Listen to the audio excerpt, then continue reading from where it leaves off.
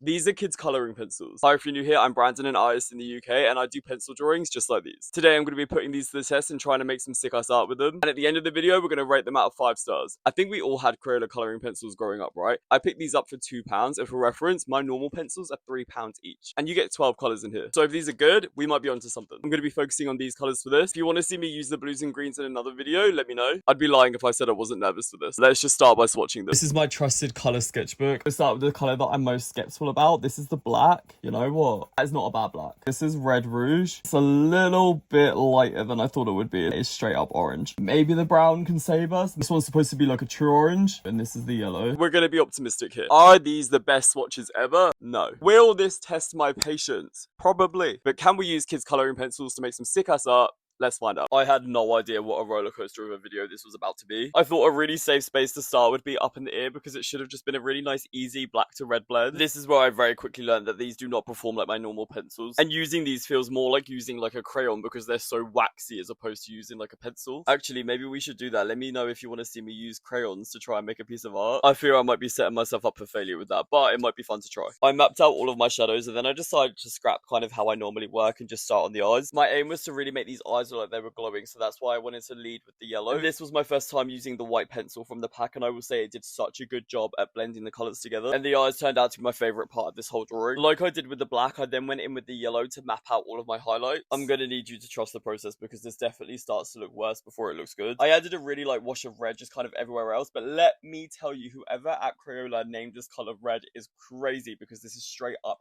pink. And also, none of them layered particularly amazingly, but the red was so much worse than all of the others. And if you know anything about colouring pencils, then you have to work in loads and loads of light layers to kind of build up your vibrancy, build up your depths, blend them together. But I also have to low-key remind myself that these were literally £3 and they are made for kids. And that's exactly what this is about. It was a challenge. Can I use kids' art supplies to make good art? And my god, was it a challenge. The colour story I was going for was Scooby-Doo, Spooky Island, and then at the end, Scrappy-Doo kind of turns into this like big monster version of himself. And he's all like reds, yellows, purples. Why that popped into my mind when I was sketching this out, I have no idea, but I love that that was my reference for this. The hardest part about this was definitely just learning to use these pencils with them being so waxy. And I also feel like they're definitely not as vibrant as they could be, especially if they're for kids. Like I feel like they should be the most vibrant, but these just kind of aren't, and I feel like they look a little bit dull. Although that being said, I don't think I did a bad job. I would like to see what this would look like if I did it with my normal colouring pencils that I'm used to, or maybe it would have been cool to do it like half and half so I could see like the cheap pencils versus like the good pencils. I don't know, but this is definitely made me want to start doing some more challenge style videos. It's kind of fun to draw without having the you have to make this a masterpiece in the back of your head. Although saying that, I am literally about to start my biggest drawing yet, and hopefully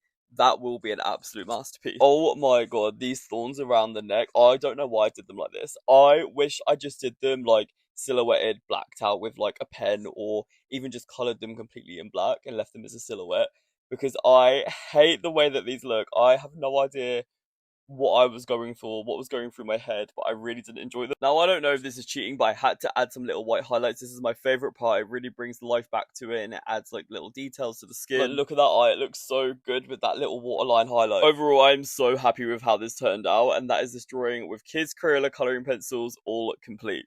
All things considered, I think my evil little cat turned out pretty good. It's not my best piece of work by any means, but we used kids' colouring pencils that cost me £2. I'd say this is a win. If I was to do this again, I think I could do even better. Now I have a better understanding on how these pencils work. Honestly, I think I have to give these 4 stars. If it wasn't for them not blending quite as smoothly as I like and the colours lacking a little bit of vibrancy, but they did their job and this cat looks good. Let me know how you think this turned out. Don't forget to follow along for more art videos, and I'll see you in the next one.